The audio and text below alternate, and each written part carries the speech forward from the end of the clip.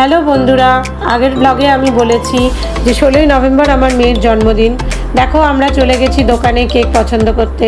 Cake পছন্দ করে দুরকম কেক পছন্দ করেছি আর অনেক মিষ্টি নিয়ে চলে এসেছি। তারপর আমি লেগে পড়েছিলাম লাঞ্চ তৈরি করতে। দেখো বন্ধুরা, আমি রান্না করছি ফ্রাইড রাইস আর মাটন।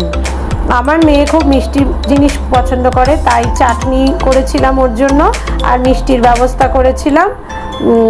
দেখো দেখো তোমাদের কার কার পছন্দ হলো এই থালিটা, কমেন্ট করে জানিও কিন্তু।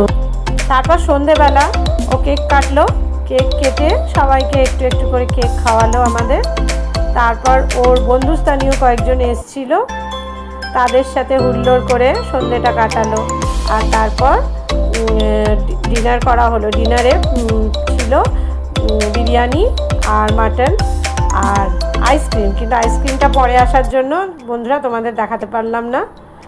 তোমরা ওকে আশীর্বাদ করো।